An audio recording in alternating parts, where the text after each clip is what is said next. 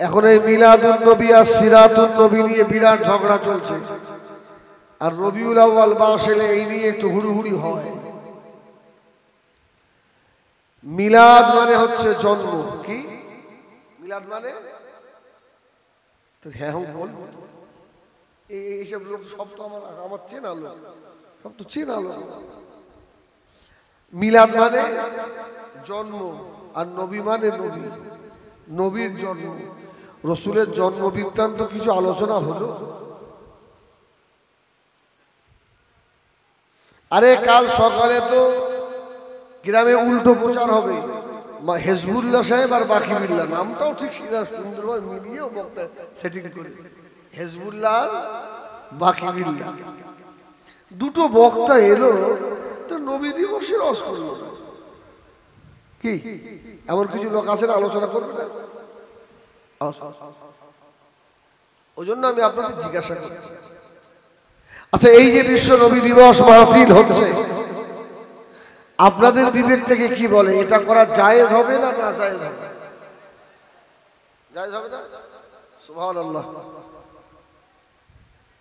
আরে নবী দিবসের মাহফিল এতটাই জায়েজ, আল্লাহ রসুল সাল্লাল্লাহু আলাইহি ওয়াসাল্লাম, বুখারীর riwayat, রাসূলুল্লাহ মক্কা থেকে মদিনায় যাওয়ার পরে গিয়ে দেখলেন মদিনার মানুষেরা সব রোজা রেখেছে। তো রাসূলুল্লাহ বললেন, তোমরা কিসের রোজা রাখছো? ওরা বলল, কেন 7 লক্ষ ফেরাউন বাহিনীকে আল্লাহ লোহিত সাগরে ডুবিয়ে শেষ করেছিল, তো মুসা আলাইহিস সালাম রোজা রাখতেন, সেই অনুসরণ করে আমরা রোজা রাখি। রাসূলুল্লাহ বললেন, মুসা নবী তো তোমাদের নয়, মুসা নবী তো আমার ভাই। জোরে বলুন সুবহানাল্লাহ। আমার নবীর ভাই কটা?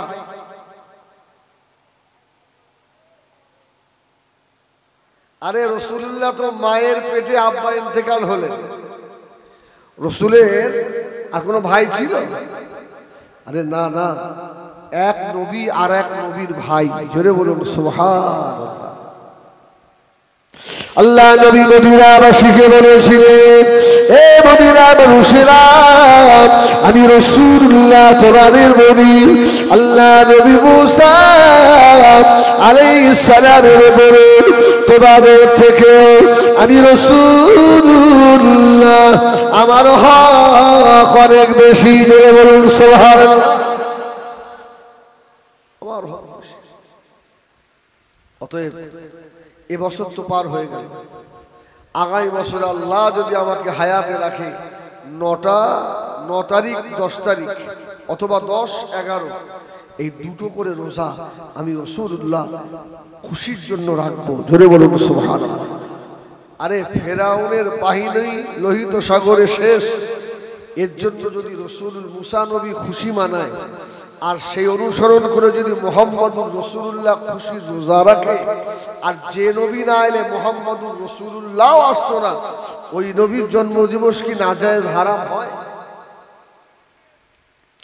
নবী আমার দিন দুনিয়ার বাদশাহ হাবিবুল্লাহ জনাব মুহাম্মদুর রাসূলুল্লাহ সাল্লাল্লাহু আলাইহি ওয়াসাল্লাম, নবী আমার আম্মা জান হযরত আমিনা রাদিয়াল্লাহু তাআলা আনহার পেট থেকে আল্লাহ নবী যখন দুনিয়ার জমিনে 12 রবিউল আউয়াল আল্লাহ নবী ওয়াক্তে সুবহ সাদেকে এই দুনিয়ার জমিনে আসে, আল্লাহ নবীর এক পাশে দাসী উম্মে আয়মান, আর এক পাশে সুয়াইবিয়া।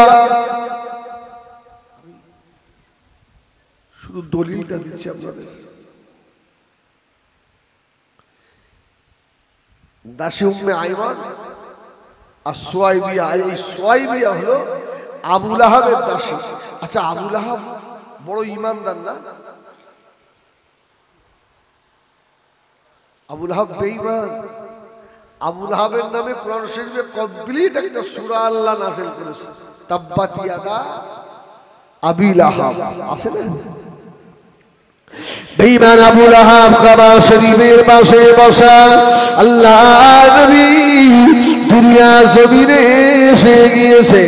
এই সংবাদটা উম্মে আয়মা সুয়াইবিয়া তাড়াতাড়ি এসে আবু লাহাবকে বলেছিল, এ আমার বুড়ি আবু লাহাব, আল্লাহ আপনার ভাতিজা আমিনার ঘরে যেন পূর্ণিমার চাঁদ এসেছে, জোরে বলুন সুবহানাল্লাহ। যে এই কথাটা বলেছে আবু লাহাব পকেটে হাত দিচ্ছে, জোরে বলুন সুবহানাল্লাহ। পকেটে হাত দিচ্ছে কেন? এই যে খুশির সংবাদটা দিয়েছে, ওকে কিছু খুশি করবে, টাকা পয়সা। আবু লাহাব বলছে আমার পকেটে কিছু ছিল না। আবু লাহাব ওই দিনে বলেছিলেন, খুশি হয়ে বলে দিয়েছিলেন, কাবা শরীফের পাশে বসে হাতের আঙুল দুটো ইশারা করে বললেন, সুয়াইবিয়া আমার ভাই আব্দুল্লাহ দুনিয়ায় নাই রে, তার তিন বেটা দুনিয়ায় এসেছে, এই সংবাদ আমাকে দিলি, আমি খুশি হয়ে গিয়েছি। যা যা সুয়াইবিয়া, আমি তোকে আল্লাহর রাস্তে আযাদ করে দিলাম। জোরে বলে না সুবহানাল্লাহ। তোকে আযাদ করে দিয়েছি। বেঈমান কাটা খাবে আবু লাহাব ইন্তেকাল হয়ে গেল। আবু লাহাব মারা গিয়েছে। আল্লাহ নবী খুদিজা ছেড়ে চাচা হযরত আব্বাস রাদিয়াল্লাহু তাআলা বলে, আমি ঘুমের ভিতরে স্বপ্ন দেখছি আমার ভাই আবু লাহাব কঠিন আযাবের ভিতরে রয়েছে।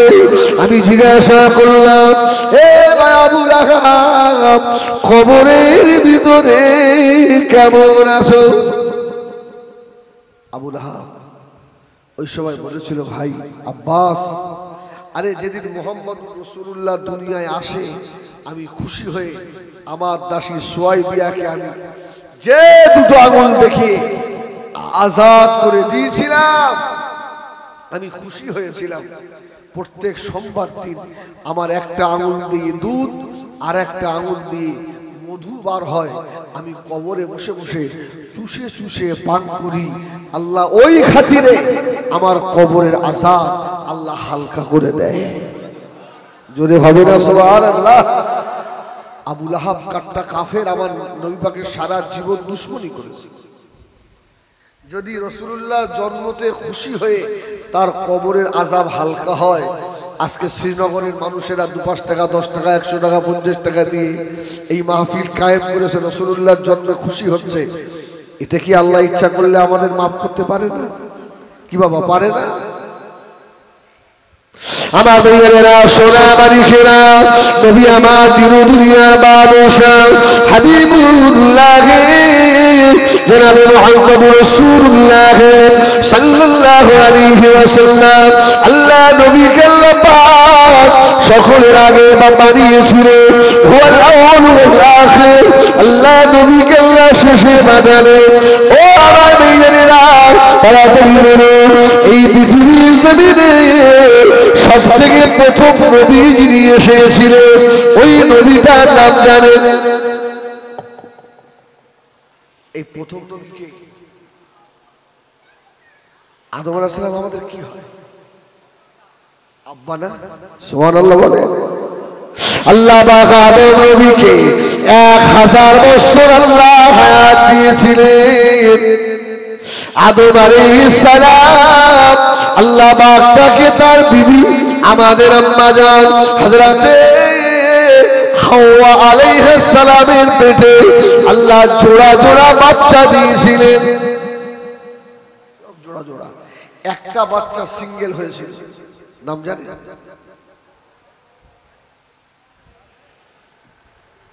সব জোড়া জোড়া একটা সিঙ্গেল এসেছে। তিনিও আল্লাহর নবী হয়ে এসেছে। জোরে বলুন সুবহানাল্লাহ। আল্লাহর নবী হযরতে শীশ আলাইহিস সালাম। জোরে বলুন সুবহানাল্লাহ। আদম আলাইহিস সালামের বেটা নবী হযরতে আদম আলাইহিস সালাম জীবনের আখির সময়, শেষ সময় বেটা শীশ শীষকে রেখেছে। বাবা শীষ শুনে যারে বাবা, আমি তোর আব্বা ওসিয়ত করে যাই বাবা, আমার ইন্তেকালের পরে যখনই দোয়া চাইবি বাবা, আখিরি সাবানার নবী আমির আল্লাহ জনাব মুহাম্মদ রাসূলুল্লাহ সাল্লাল্লাহু আলাইহি ওয়াসাল্লাম ওসিলা দিয়ে দোয়া চাইবি রে বাবা। ওই নবীর ওসিলা দিবি। বেটা শীষ আলাইহিস সালাম, তাফসীর কারকেরা লিখছে শীষ আলাইহিস সালাম আব্বাকে প্রশ্ন করলেন, আব্বা আপনিও নবী, তিনিও নবী, আপনি দুনিয়ার প্রথম নবী, জোরে বলুন সুবহানাল্লাহ, আর তিনি শেষ নবী। একজন নবী হয়ে আর একজন নবীর এত কেন তারিফ করছেন, এত কেন প্রশংসা করছেন আপনি? তার আশা তো অনেক দিন। হযরত আদম আলাইহিস সালাম জবাব দিয়েছিলেন, বাবা শীষ জানো না বাবা, ওই নবীকে আল্লাহ না বানালে তোমার আব্বা আদমকে আল্লাহ বানাতেন না, ওই নবীকে আল্লাহ না বানালে তোর মা হাওয়াকে আল্লাহ বানাতো না। বেটা শীষ ওই নবীকে আল্লাহ না বানালে আসমান জমিন আল্লাহ বানাতেন না। বেটা শীষ তুইও আসতে পারতিস না, তবে শুনে রেখে দে তোর আব্বা আদমকে আল্লাহ বানিয়ে জান্নাতের ভিতরে আল্লাহ রেখে দিয়ে বলেছিলেন লা তাকরাবা হাযিহিশ শাজারাতা ফাতাকুনা মিনাজ জালিমিন।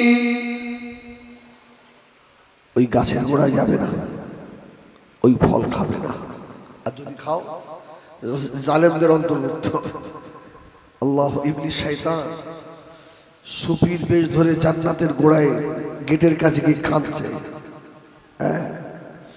জান্নাতের ভিতর থেকে ময়ূর দেখতে পেয়েছিল। ময়ূর এসে সাপকে বলল, এই একজন সুফি সাহেব কাঁদছে রে, ওকে জান্নাতের মধ্যে আনতে পারিস? সাপ কিন্তু জান্নাতি প্রাণী ছিল। সাপের আল্লাহ চারটে পা দিয়েছিল সাপের। সাপ জান্নাতের গেট দিয়ে বার হয়ে মুখটা হা করেছে। ইবলিস শয়তান সাপের মুখের ভিতরে বসেছে। আগে সাপের মুখ দিয়ে মেশকা আম্বার বার হতো। যেদিন ইবলিসকে বসিয়েছে তারপর থেকে আল্লাহ সাপের মুখে জহর দিয়ে দিয়েছে। সুবহানাল্লাহ। তার আগে ওর মুখে জহর ছিল না। ইবলিস শয়তান ঢুকে পড়ে আমাদের আম্মা জান হযরত মা হাওয়া আলাইহিস সালামকে জান্নাত ওই কদমের ফল খাইয়ে দিল রে বাবা। তারপরে তোর আব্বা আদম আমাকে খাইয়ে দিল। ও বেশি খাওয়া পরে জান্নাতি পোশাক ছিল, ওই জান্নাতি পোশাক এতটুকু অপরাধের জন্য আল্লাহ পাক খুলে নিয়েছিলেন। আর জান্নাতি পোশাক ছিল গায়ে, খুলে নিয়েছে। শীষ আলাইহিস সালাম দাঁড়িয়ে দাঁড়িয়ে শুনছে আমার আব্বা আদম শেষ সময় কি ওসিয়ত করল। বেটা শীষ শুনে রেখে রে বাবা, শুধু এতটুকু অপরাধের জন্য আল্লাহ আমাদের পরনা কাপড় খুলে দিল। তবে শুনে না, আখিরি জামানার নবী হযরত মুহাম্মদ সাল্লাল্লাহু আলাইহি সাল্লামের উম্মত যারা হবে, গুনার পাহাড়ের মাথায় থাকবে। বেটা ওদের গোনা যদি আনারস সাবা আসমান পর্যন্ত হয়ে যায়, ওই নবীর খাতিরে আল্লাহ আখিরি নবীর উম্মতের কাপড় আল্লাহ খুলে নেবে না। ওই নবীর ওসিলায় আল্লাহ ওদের পাহাড় গুনাহকে আল্লাহ মাফ করে দেবে। বাবা শীষ আমি এই জন্যই বলছি, শুধু তাই নয় বেটা শীষ আরো শুনে রাখো, তোমার মা হওয়া বিয়ানো এতটুকু ল্যাপটাস করার জন্য তোমার মাকে আল্লাহ পাক সৌদি জেদ্দাতে ফেলে দিল, আমাকে ভারতের শ্রীলঙ্কায় ফেলে দিল। ও বেটা শীষ, স্বামী স্ত্রীর 350 বছর আল্লাহ দেখা করতে দিল না। দেখা হয়েছিল 350 বছর আল্লাহ কাঁদিয়েছে। রব্বানা যালামনা আনফুসানা ওয়া ইল্লাম তাগফির লানা ওয়া তারহামনা লানাকুনান্না মিনাল খাসিরিন। বেটা শীষ শুনে রেখে দেন, আখির জামানা নবীর উম্মতের গুনাহ হবে, গুনাহ করার পরে আল্লাহ ওদের স্বামী স্ত্রীকে জুদা করে দেবে না। বলুন সুবহানাল্লাহ। তোর মাকে এক জায়গায় ফেলেছে, আমাকে আর এক জায়গায়। 350 বছর আল্লাহ কাঁদিয়েছে। ওদের অনেক গুনাহ হবে, আল্লাহ ওদের স্বামী স্ত্রীকে আলাদা করবে না। আর একটা গুনার জন্য 350 বছর কাঁদতে হয়েছে। শুনে রাখে বেটা শীষ, আখির নবীর উম্মতদের 350 বছর কাঁদা লাগবে না। জোরে বলুন সুবহানাল্লাহ। এরা হাত তুলবে তো দোয়া কবুল হবে। সুবহানাল্লাহ বলে। এই জন্য বলছি ওই নবীর ওসিলা দিয়ে দোয়া চাই। আমার দিনদার ইমানদার ভাইরা, সোনাবাড়ি ঘেরা, আল্লাহ বা কোরআন শরীফে জানালেন ওয়া মা আরসালনাকা ইল্লা রাহমাতাল লিল আলামিন। আমাদের নবী দুনিয়ায় আমাদের জন্য রহমত, আল্লাহ নবী আমাদের জন্য কবরেও রহমত, আল্লাহ নবী আমাদের জন্য ময়দানে মাহশরে আমাদের জন্য রহমত। বলুন সুবহানাল্লাহ। কি নবী রহমত নয়? খুব তাড়াতাড়ি, এরা আমাকে সময়ও খুব বেশি দেয়নি, অল্প সময় দিয়েছে। অন্যান্য নবী আলাইহিস সালামের জামানায় আল্লাহ পাকের হুকুম ছিল বাবা, কাপড় নাপাকি হয়ে গেলে কাপড় কেটে বাদ দিতে হতো। কাপড়ে প্রস্রাব লেগে গেল, আমরা কি করি? যে পাকি হাসিল করা যে পদ্ধতি আছে, ধুলি পাক হয়ে গেল। কিন্তু অন্য নবীর উম্মতের জামানায় পাক হতো না, পাক হতো না, কাপড় কেটে ফেলতে হতো। রাসূল দোয়া করলেন, আল্লাহ এত কঠিন আইন নিয়ম আমার উম্মত সহ্য করতে পারবে না। আল্লাহ বললেন, হাবিব আমি আল্লাহ সহজ করে দিলাম, ধুলে পাক হয়ে যাবে। সুবহানাল্লাহ।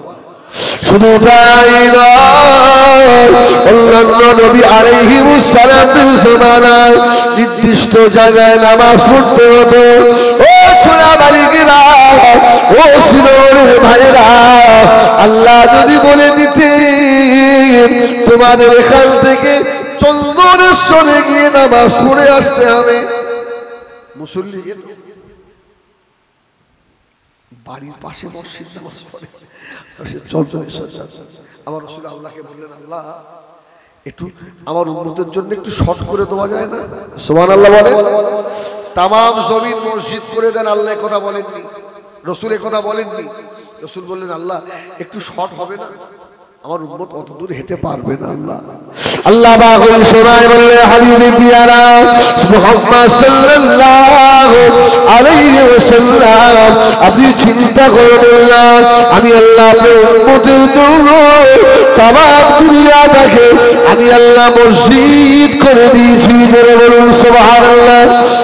আমার হাবিব শুধু তাই নয়, আপনার উম্মতের জন্য আর কি করতে হবে বলুন? ও আমার ভাইয়েরা, অন্যান্য নবীর উম্মতের জামানায় পানি ছাড়া ওযু হতো না, পানি ছাড়া। আর আমাদের পানি ছাড়া ওযু হয়? আমাদের পানি ছাড়া ওযু হয়?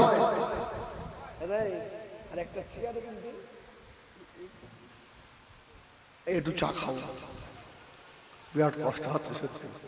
আমি তো এক জায়গা থেকে 2 ঘন্টা বলে এসছি, তাতে আমার গায়ে জ্বর ভাব, একটু খাই। আর রাগ করলেও কে ভার উপরে রাগ করে কি করবে কি আল্লাহ একবার তাকবীর দেন না নারায়ে তাকবীর আর একটু মোহাম্মতে দেন না নারায়ে তাকবীর নারায়ে রিসালাত ইয়া রাসূলুল্লাহ নারায়ে রিসালাত শুধু নবী কেমন রহমত এটা আপনাদের দেখাচ্ছে অন্যান্য নবী আলাইহিস সালামের জামানায় পানি ছাড়া ওযু হতো না আল্লাহ কোরআনেও জানিয়েছেন ইয়া আইয়ুহাল্লাযীনা আমানু ফাগসিলু উজুহাকুম ওয়া আইদিয়াকুম ইলাল মারাফিক ওয়ামসাহু বিরুউসিকুম ওয়ারজুলাকুম ইলাল কাবাইন ইযা কুমতুম ইলাস সালাহ ফাগসিলু উজুহাকুম وأيديكم إلى المرافق وامسحوا برؤوسكم وارجلكم إلى الكعبين আল্লাহ বললেন যখন নামাজের সময় হবে তোমরা কি করবে ফাগসিলু উজুহাকুম তোমাদের চেহারাটা ধুয়ে নেবে ওয়া আইদিয়াকুম দুটো হাত ধোবে ইলাল মারাফিক ঠাকুরের উপর বলুন আমসাহু বিরুসিকুম মাথা মাসাহা করবে আরজুলাকুম ইলাল কাবাইন পায়ের যে হলুদ গাঁট আছে এর উপর পর্যন্ত ধৌত করবে ওযুর ফরজ কটা হলো আল্লাহ পাকের নবী আল্লাহ পাককে বললেন আল্লাহ পাক আমার উম্মতের যদি হাত কেটে যায় হাত যদি ব্যান্ডেজ করা থাকে আমার উম্মতের যদি পায়ে ক্ষত হয়ে যায় আল্লাহ পাক দিনে 5 বার যদি পানি লাগায় ঘাড় বেড়ে যাবে আমার উম্মতের কষ্ট হবে আল্লাহ আমার উম্মতের জন্য কি একটু আলাদা নিয়ম করে দেওয়া যায় না আল্লাহ বললেন হাবিব রে হাবিবে পেয়ারা আপনার উম্মতের জন্য আমি আল্লাহ পাক তায়াম্মুমের ব্যবস্থা করে দিয়েছি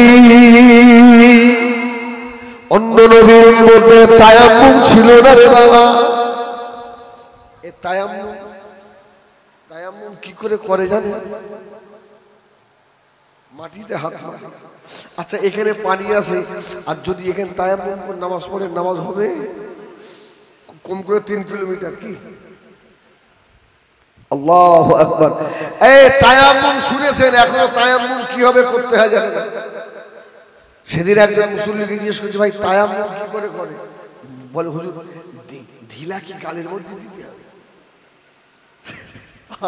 আর কেন বলে পানি তো গালের মধ্যে দিয়ে কুলি করতে হয় এই মুখে কিছু দিতে হবে না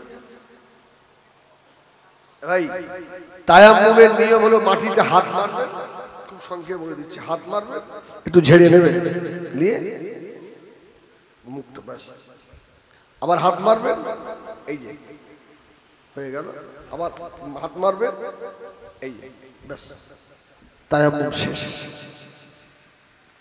আল্লাহ পাক নবীকে সন্তান দিলেন ইয়া আমার হাবিবে প্যারা মুহাম্মদ সাল্লাল্লাহু আলাইহি ওয়াসাল্লাম আপনি চিন্তা করবেন না আমার হাবিব যা বলে আমি আল্লাহ তাই করে দেব আজকে ও আমার বেজানিরা আল্লাহর নবী আলাইহিস সালামের জামানায় চোখের গুনাহ হয়ে গেলে মুখে তওবা করলে ক্ষমা হতো না চোখ তুলে ফেলে দিতে হতো এখন যদি ওই নিয়ম থাকতো ভাই আমার মতো হুজুরগুলো আগে কানা হতো বুঝলেন কত পাগড়ি বাঁধা হুজুর যে ঘুরছে শয়তানি ভাবে খুব বোঝা মুশকিল আল্লাহ নবী দোয়া চাইলেন আল্লাহ আমার উম্মতের চোখ তুলে নিলে হবে না আল্লাহ বললেন হাবিব আর কি আরজু আছে বলুন আল্লাহ অন্যান্য নবীর উম্মতের হাতের গুনাহ হয়ে গেলে হাত কেটে ফেলে দিতে হতো পায়ের গুনাহ হয়ে গেলে পা কেটে ফেলে দিতে হতো ও আল্লাহ নবীর খাতিরে আল্লাহ সহজ করে দিয়ে বললেন হাবিব এরা যদি একবার জীবনের গুনার কথা মনে করে তওবা করে দেয়, আমি আল্লাহ বলে দিলাম ফাউলাইকা ইবাদদিলুল্লাহু সাইয়্যাতিহিম হাসানা ওয়া কানা আল্লাহু গফুরার রহিমা। বলুন সুবহান। গুনাহ তো মাফ করে দেব, যে গুনাহগুলো আছে ওগুলো আমি আল্লাহ নেকিতে ভরে দেবো। জোরে বলুন সুবহানাল্লাহ। অন্য নবীর উম্মতের জন্য সাবসিডি নয়। मूसा अलैहिस्सलाम के अल्लाह बात डाकलेন। मूसा नबी বলেছিলেন আল্লাহ রব্বি আরিনি, আমি আপনাকে দেখব। আল্লাহ বললেন লান তারানি, আমার নবী मूसा হবে না। আল্লাহকে দেখতে গেলেন, আল্লাহ নূর মুবারক দেখে 40 দিন বেহুশ হয়েছিলেন। আল্লাহ নবী मूसा আলাইহিসসালাম তুর পাহাড় থেকে নেমে এসে দেখে যারা আমার হাতে হাত দিয়ে কলমা পড়েছিল সব গরু পুজো শুরু করেছে।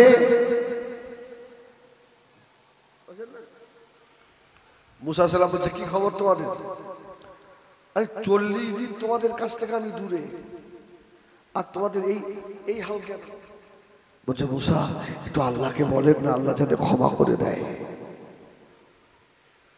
আল্লাহ নবী मूसा আলাইহিস তাসলিম আল্লাহ পাকের দরবারে দোয়া চাইলেন, আল্লাহ আমার উম্মত ভুল করে ফেলেছে, আল্লাহ আপনি ক্ষমা করে দেন, আল্লাহ আপনি মাফ করে দেন। আল্লাহ বললেন এবার मूसा হবে না। আল্লাহ मूसा আলাইহিস সালাম লোহিত সাগর যখন পার হচ্ছিলেন, আল্লাহ নবী मूसाর কাছে একটা লাঠি ছিল না? ছিল না? এ দেখেন হাত কাটা, চোখ তোলা, তাদের অন্যায় হলে গলা কেটে আল্লাহ বলেছে ফেলে দাও, ক্ষমা হবে। मूसा আলাইহিস সালামকে যখন ফেরাউন তাড়িয়ে নিয়ে যাচ্ছে লোহিত সাগরের সম্মুখে গিয়ে হাতে ছিল কি? ওমা তিলকা বিয়ামিনিকা ইয়া मूसा ক্বালা হিয়া আসায়া আতাআক্কাউ আলাইহা ওয়া আহুশু বিহা আলা গনাবি ওয়ালিয়া ফিহা মাআরিব উখরা। লাঠি আল্লাহ বলল मूसा 12টা রাস্তা হলো। मूसा সালাম পার হয়ে গেলেন। ফেরাউন 7 লক্ষ সৈন্য নিয়ে লোহিত সাগরের মাঝখানে গেলেন। আল্লাহ বললেন পানি জুড়ে যা, হাবুডুবু খেয়ে শেষ। এরা লোহিত সাগর পার হয়ে গেছে, মরুভূমি আর মরুভূমি, কঠিন রৌদ্র। मूसा নবীকে বললেন আপনার কথা শুনে তো আল্লাহকে মেনেছি, তো এই কঠিন রৌদ্র তো সহ্য করা যাচ্ছে না, একটু আল্লাহকে বলেন না সামিয়ানার ব্যবস্থা করে দিক। জোরে বলুন সুবহানাল্লাহ। এই জন্য বলা হয় কালিমুল্লাহ, উনি সব থেকে আল্লাহর সঙ্গে বেশি কথা বলেছেন। সুবহানাল্লাহ। আল্লাহ পাক मूसा আলাইহিস সালামের দোয়া কবুল করলেন, আল্লাহ বলে সামিয়ানা করে দিলেন। আল্লাহ নবী मूसा আলাইহিস সালামের উম্মতেরা বলেছিল ও আল্লাহ নবী मूसा পানির পিপাসা খুলিয়া ফেটে যায়। আল্লাহ পাকের নবী मूसा আলাইহিস সালাম হাতে ছিল আসা লাঠি, ওই লাঠি দিয়ে পাথরের উপরে মারলেন। আল্লাহ পাক কোরআনে জানালেন অজরিব বিআসাকাল হাজার ফানফাজারাত মিন হুসনাতা আশরাতা আইনা ক্বাদ আলিমা কুল্লু নাসিম মাশরাবাহুম কুলু ওয়াশরাবু মিন রিজকিল্লাহ। সুবহানাল্লাহ। मूसा আলাইহিস সালাম আল্লাহ বললেন অজরিব মারো, জরাবা আজরিবু থেকে মারা, মারো বিআসাকাল হাজার, পাথরের উপরে। পাথরে 12টা মুখ হয়ে হু শব্দে পানি বার হচ্ছে। জোরে বলুন সুবহানাল্লাহ। ওরা পানি পান করেছে, আকাশের সাউনি হয়ে গেল। পানি যখন পেয়ে গেছে আবার বলছে मूसा খাওয়ার ব্যবস্থা হবে, খাবো। আল্লাহ নবী मूसा আলাইহিস সালাম দোয়া করলেন, আল্লাহ পাক দোয়া কবুল করে নিয়ে আসমান থেকে মান্না ওয়াস সালওয়া আল্লাহ পাঠিয়ে দিলেন। রুটি আর পাখির ভুনা গোশত আল্লাহ পাঠালেন।